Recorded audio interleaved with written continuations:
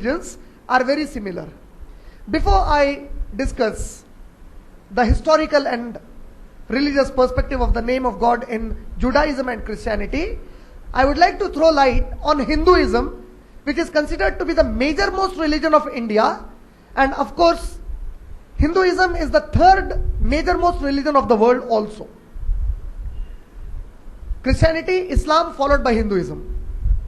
Now, Hinduism is a very complicated system of life basically.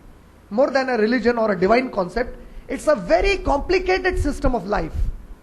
It is very difficult to fix a particular definition for Hinduism, because Hinduism evolves around several concepts, and after studying a lot of Hindu concepts, the scholars, the historians, they have divided Hinduism on the historical grounds under 6 main concepts known as darshanas. These darshanas are nothing but the 6 major schools of thought of Hinduism. Majority of the Hindus, they have a belief that there is a Brahma, and this Brahma is the creator, and he is associated with Vishnu, the cherisher, and Shiva, the destructor. And these 3, they say, are not equal to the Brahman. Now this again confuses. You ask, what is a Brahman? They say it's the supreme being.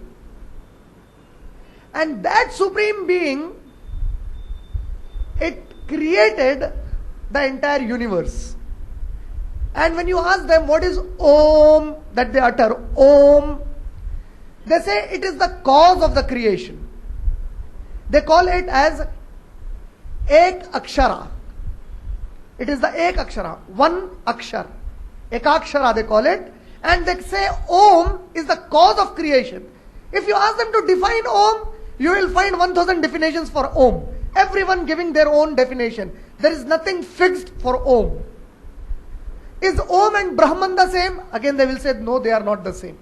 They say Om is the cause of creation, Brahman is the creator. The main original one is the Brahman.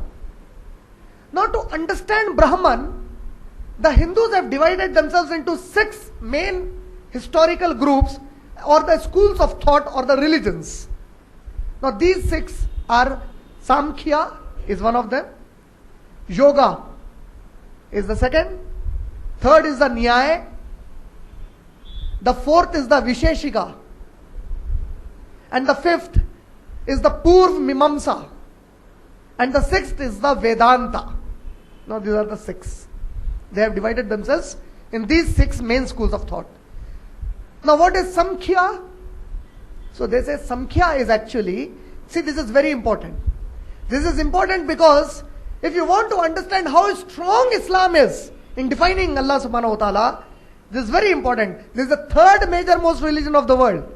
And look how confusing they have kept themselves in understanding the Almighty God, and how simplified Allah subhanahu wa ta'ala made Islam for us. You ask them what is Samkhya. So they say Samkhya is basically based on 2 major definitions. That is Purusha and Pratrika. You ask them what is Purusha. So they will say Purusha is a Sanskrit word. And Purusha means self. Myself. That self is Purusha. They say it has got soul, that is Atma. Every self has got a soul, that is Atma. You ask them what is Pratrika. So they say Pratrika is the materialistic energy, is the materialistic universe around this self, this Atma. So they say when there is an imbalance between Pratrika and the Purusha, the soul and these materials, it is then that this evil and the good happens in the universe.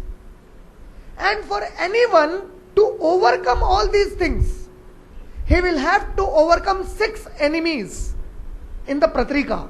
This Pratrika, the universe, they say it can attract yourself, it can attract your soul and make you an evil person. So they say the 6 evils are Kama. Kama means the lust. Krodha, the anger. Lobha, the desire. Moya, the egoism. Madha, the attraction. And Mratriyasya, which means the jealousy. If any person overcomes these 6 things, he will receive the moksha, salvation. And according to the Samkhya school of thought of Hinduism, any self, any soul overcoming these 6 enemies, after achieving moksha, they unite with the Brahma and they themselves become God. And Islam doesn't approve it. Islam doesn't approve that any human being, any soul of a human being can unite with the Brahma and become a God. Islam doesn't approve it. The second school of thought popular is the yoga. Yoga has become very popular. Now this yoga concept is rigorous meditation to unite with Brahma. If you rigorously meditate, you will overcome these 6 things, these 6 enemies of the soul, and then you will unite with the Brahma. Again, Islam doesn't accept it.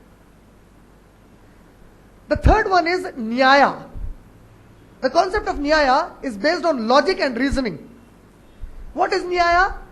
For any suffering in the world, if you want to overcome the suffering, try to become rational in your approach. Reasonable. Reason it out. Why is this happening? How can I overcome it? And while reasoning and applying logic, you will at the end ultimately understand who Ishvara is. And once with your logic and reasoning, if you can overcome these sufferings, then you become equal to the Paramatma. And again, Islam doesn't approve it. The fourth concept is Visheshika. The concept of Visheshika in Hinduism, or the Visheshika school of thought, says that the entire universe, after it is concised, is created from a single atom, very close to the Islamic belief. Kanata ratkan fafataknahuma, becomes in one atom, and this atom was given the conscious and the life by the Brahma, the creator. So if any person approves that entire universe, the metaphysics and all the physics of the universe is in one atom, then he should believe that Brahma is the one who gave conscious to it.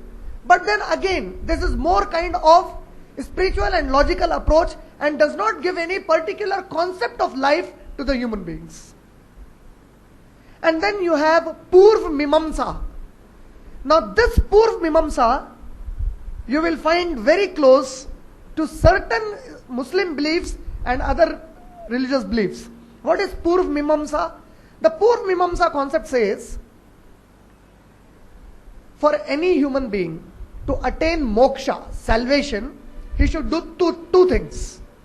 Those 2 things are, he should always keep uttering mantras, which in Arabic we refer as zikr. If you read Surah Ankabut, Surah number 29, ayat number 45, Allah says, Utlu yuha ilayka minal kitabi. Recite to them what we have revealed in the book to you. Wa aqimis salah, and establish salah. Inna salata tanha anil fahshai wal munkar. Most certainly the salah restrains you from evil and shameful deeds.